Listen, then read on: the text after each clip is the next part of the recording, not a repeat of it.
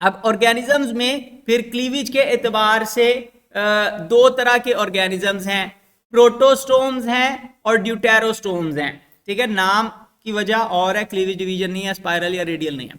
अच्छा, तो प्रोटोस्टोम्स के अंदर 8 सेल स्टेज के ऊपर स्पाइरल क्लीवेज होती है। स्पाइरल क्लीवेज का मतलब है कि नीचे वाले सेल्स के एग्जैक्ट ऊपर अगला सेल नहीं पड़ा हुआ, बल्कि वो दरमियान में पड़ा हुआ है। उसके मुकाबले में रेडियल क्लीवेज में सेल एग्जैक्ट ऊपर पड़ा हुआ है निचले सेल के। ठीक है, तो प्रोटोस्टोम्स में स्पाइरल क्लीवेज होती है और ड्यूटेरोस्टोम्स में रेडियल क्लीवेज होती है। क्लीवेज का फर्क आपको पता होना चाहिए। अच्छा, फिर प्रोटोस्टोम्स में जो क्लीवेज है ये डिटर्मिनेट है और ड्यूटेरोस्टोम्स में क्लीवेज इनडिटर्मिनेट है। मतलब क्या है? डिटर्मिनेट का मतलब है कि क्लीवेज के दौरान ही, यानी कि अर्ली डिविजन्स के दौरान ही सेल की फेट डिटरमिन हो जाती है कि इसने क्या बनाना है। ठीक है, मिसाल के तौर पे इस हिस्से से दुम बननी है, इस हिस्से से आंखें बननी हैं, वो डिसाइड होना शुरू हो जाता है शुरू में ही। और अगर आप उसमें से एक सेल निकाल देंगे 8 सेल स्टेज में, तो क्या होगा? हो सकता है उसकी बॉडी का कोई पार्ट ना बने और वो पूरा ग्रो ही ना कर सके, पहले ही उसकी डेथ हो जाए। तो इसको हम कहते हैं डिटर्मिनेट, कि सेल की फेट ऑलरेडी डिटरमिन हो चुकी है कि उस सेल ने क्या बनाना है। उसके मुकाबले में ड्यूटेरोस्टोम्स में इनडिटर्मिनेट क्लीवेज होती है। इनडिटर्मिनेट का मतलब है कि इनकी फेट डिटरमिन्ड नहीं है कि इन्होंने आगे चलकर क्या बनाना है। ठीक है, आप 8 सेल थे, 8 सेल्स को अलग अलग भी कर देंगे तो हर सेल कंप्लीट बॉडी बनाने की सलाहियत रखता है। इधर वाले सेल को उठा के उधर रख देंगे तो वो फिर भी वो अपना नॉर्मल फंक्शन, मतलब जिस जगह पे पड़ा हुआ होगा, मसलन आपने एक दुम वाला सेल उठा के सर में लगा दिया तो वो ये नहीं कि वहां पे दुम बना देगा, वो अपना नॉर्मल बॉडी पार्ट जो जिस जगह पे, मतलब सर की जगह पे है, तो वो सर के सेल्स बनाना शुरू कर देगा। ठीक है, तो उसका पहले से फैसला नहीं हुआ हुआ कि उसने अल्टीमेटली क्या बनना है, जहां जैसे हालात होंगे उसके मुताबिक वो एडजस्ट हो जाएगा। तो इसको कहते हैं ये इनडिटर्मिनेट क्लीवेज है, यानी कि सेल्स की फेट डिटरमिन नहीं हुई हुई, फाइनलाइज नहीं हुई हुई कि उन्होंने क्या करना है। अच्छा, अब दूसरा फर्क है कि सिलोम कैसे बनती है। सिलोम बनने के दो तरीके हो सकते हैं, एक को हम कहते हैं शीजोसिलस सिलोम और एक को कहते हैं एंटीरोसिलस सिलोम। ठीक है, अब हमने बात की कि जिस तरह वो ब्लास्टूला बना, और ब्लास्टूला में जिस तरह आप बॉल को उंगली घुसा के पिचकाते हैं तो उसी तरह ये पिचकता गया और येलो वाली साइड अंदर की तरफ धंस गई। ये चीज आपको यहां पे दिखाई हुई है। ठीक है, तो वो बॉल थोड़ी सी अंदर की तरफ पिंच हो गई है और अब ये बॉल दो लेयर्स पर मुश्तमिल है, एक अंदर वाली लेयर है, एक बाहर वाली लेयर है। ठीक है, अब इसमें मीजोडर्म आनी है और मीजोडर्म के अंदर सिलोम बननी है। तो मीजोडर्म कहां से आएगी? तो शीजोसिलस सिलोम में क्या होता है कि सेल्स जगह जगह से यहां दरमियान में जमा होना शुरू हो जाते हैं, दो लाइनें बनाते हैं इस तरह, मतलब ये सेल्स की लाइन बन गई इधर, और फिर क्या होता है कि ये दोनों दरमियान, मतलब एक लेयर सेल की इधर बन गई, एक लेयर सेल की इधर बन गई, फिर वो दरमियान में से सेल्स फटना शुरू होते हैं, एक दूसरे से अलग होना शुरू होते हैं। जिस तरह आपने उसमें खीरे में देखा ना कि खीरा जब खुश्क होना शुरू हो जाए तो क्या होता है, वो अंदर से 3 जो हिस्से हैं वो अलग अलग होना शुरू हो जाते हैं उसके। ठीक है, वो अंदर एक खाली सी जगह, या जिस तरह आपने वो देखी मूली के अंदर भी बाज दफा अंदर दरारें पड़ी हुई होती हैं। तो इस तरह सेल्स का वो मजमुआ है, लेकिन वो दरमियान से अलग-अलग होना शुरू हो गए सेल्स, और उसकी वजह से अंदर एक कैविटी बनेगी। ये जो अंदर कैविटी बन रही है, जो फटने से बन रही है मीजोडर्म के, तो इसको हम कहते हैं शीजोसिलस सिलोम। शीजो का मतलब होता है टूटना। ठीक है, तो शीजोसिलस सिलोम का मतलब है कि मीजोडर्म की पॉकेट्स होंगी, वो पॉकेट्स दरमियान में से फट के नई कैविटी बनाएंगी, इसको हम शीजोसिलस सिलोम कहते हैं। अच्छा, उसके मुकाबले में ड्यूटेरोस्टोम्स में एंटीरोसिलस सिलोम होती है। एंटीरोसिलस का मतलब है, एंटीरॉन कहते हैं आंत को, एंटीरॉन और अंतड़ियां एक जैसा सा वर्ड है। ठीक है, तो एंट्रॉन कहते हैं आंत को। तो ये जो बड़ा सा खाना येलो कलर का बन रहा है, ये हमने बात की कि ये एंडोडर्म है, और इसने क्या बनाना है, एंडोडर्म ने पेट का खाना बनाना है, आंत बनानी है।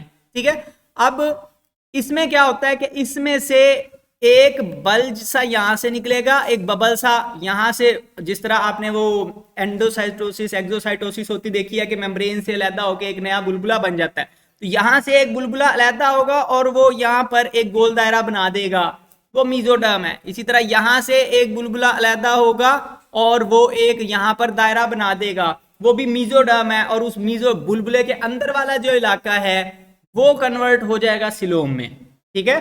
तो एंट्रॉन से मीजोडर्म निकलेगी और उस मीजोडर्म के अंदर एक खाली जगह होगी, उसको हम सिलोम कहेंगे। तो इसको एंटीरोसिलस सिलोम कहते हैं और ये ड्यूटेरोस्टोम्स में पाई जाती है। अच्छा, फिर तीसरी चीज क्या होनी है? तीसरी चीज ये होनी है कि ये अभी एक बॉल है, लेकिन हमारी बॉडी तो बॉल नहीं है, हमारी बॉडी तो पतली लंबी सी है। तो क्या होगा कि आप इसको साइडों से पिचकाएंगे, साइडों से पिचकाएंगे तो क्या होगा कि ये पतला लंबा सा हो जाएगा। यहाँ पे देखें तो यही जो बॉल है नीचे वाले में आपको थोड़ी पतली लंबी सी दिखाई हुई है, ठीक है। इस जगह पे आप देखें तो ये वो बॉल पिचक के थोड़ी लंबी हो गई है और ये वाला जो हिस्सा है यहाँ आगे जाके जुड़ के यहाँ पर एक नया सुराख बन गया आगे की तरफ, ठीक है। अब प्रोटोस्टोम और ड्यूटेरोस्टोम्स का हमने नाम किस बुनियाद पे दिया हुआ है? प्रोटो का लफ्जी मतलब होता है पहले, स्टोमा, स्टोमा कहते हैं माउथ को, प्रोटोस्टोम पहले मुंह। अब देखें तो इस ब्लास्टूला में यहां पर अब एक ओपनिंग बनी है, ठीक है। फिर क्या होगा, मतलब यहां से इसको पिंच किया था तो वो सेल अंदर की तरफ मुड़ गए थे और अब ये अंदर की तरफ मुड़ते मुड़ते मुड़ते मुड़ते आगे जाकर यहां पर जुड़ जाएंगे। तो एक और ओपनिंग इस तरफ बनेगी, तो यहां पे दो ओपनिंग्स हैं। तो जो पहली ओपनिंग बनी है वो मुंह बना रही है या एनस बना रही है, उसकी बुनियाद पर हमने नाम दिया हुआ है। ये पहली ओपनिंग अगर माउथ बनाए और दूसरी ओपनिंग एनस बनाए तो इसको हम कहते हैं प्रोटोस्टोम, पहले मुंह दूसरे नंबर पे एनस।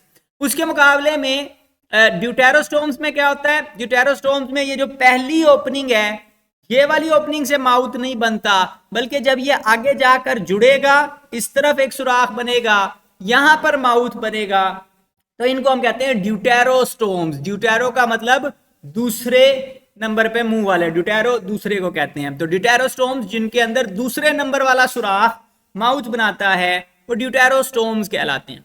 अब प्रोटोस्टोम्स में तीन फाइल आते हैं, एनिलिडा, मोलस्का और आर्थ्रोपोडा। एनिलिडा के अंदर गिंडोए देखे हुए हैं आपने या जोंक देखी हुई है आपने, मोलस्का के अंदर स्नेल्स या सीपियां देखी हुई हैं आपने, और आर्थ्रोपोडा कीड़े मकोड़े जितने भी हशरात आपने देखे हुए हैं। ड्यूटेरोस्टोम्स के अंदर भी आपकी बुक में तीन फाइला दिए हुए हैं, इकाइनोडर्मेटा, स्टारफिश, हेमिकॉर्डेटा ये आपने नहीं देखे हुए, और कॉर्डेटा जिसमें हम खुद आते हैं, ठीक है। तो ओवरऑल आपने चार कैटेगरीज की बुनियाद पे ग्रुप्स डिवाइड करते गए। किंगडम एनिमेलिया को सबसे पहले आपने डिवाइड किया कि टिश्यूज कितने एडवांस हैं। अगर अच्छी तरह से टिश्यू नहीं बने हुए तो आपने पैराजोआ बखरे कर दिए, अलहदा कर दिए। पैराजोआ के अंदर आते हैं पोरीफेरा, इनके अंदर अच्छे टिश्यूज मौजूद नहीं है। बाकी सारे ऑर्गेनिजम्स आपने डाल दिए यू मेटाजोआ में। यू मेटाजोआ का मतलब है ट्रू एडवांस्ड एनिमल्स। अच्छा, फिर इस यू मेटाजोआ को आपने डिवाइड किया सिमेट्री की बेस पे कि ऑर्गन्स किस तरह से अरेंज हैं, रेडियली अरेंज्ड हैं या बाइलेटरली अरेंज्ड हैं। अगर रेडियली अरेंज हैं तो उनको आपने अलहदा फाइलम बना दिया, फाइलम नाइडेरिया या सिलेंट्रेटा भी हम इनको कहते हैं। उसके मुकाबले में बाइलेटरिया में बाकी सारे ऑर्गेनिजम्स जिनकी बॉडी बाइलेटरल, जिनकी लेफ्ट राइट साइड्स होती हैं, वो सारे बाइलेटरल हो गए। और बाइलेटरिया को आपने फिर डिवाइड किया कि उनके अंदर सिलोम कैसी है, और सिलोम की बुनियाद पे आपने ऑर्गेनिजम्स को तीन ग्रुप्स में डिवाइड किया। कुछ ऐसे हैं जिनमें सिलोम है ही नहीं, मसलन प्लेटीहेल्मिन्थीज, आपने प्लेनेरिया देखा हुआ है या आपने फ्लैटवर्म्स देखे हुए हैं। उसके मुकाबले में कुछ ऐसे हैं जिनके अंदर खाना है लेकिन वो मुकम्मल तौर पे मीजोडर्म से कवर्ड नहीं है, सूडोसिलोम उसको हम कहते हैं। तो सूडोसिलोमेट्स में नीमाटोडा आते हैं, पेट के कीड़े जो होते हैं अक्सर या सॉइल वगैरह के अंदर पाए जाते हैं। फिर उसके अलावा कुछ ऐसे जिनके अंदर प्रॉपर सिलोम मौजूद है, उन सबको आपने अलहदा कर दिया।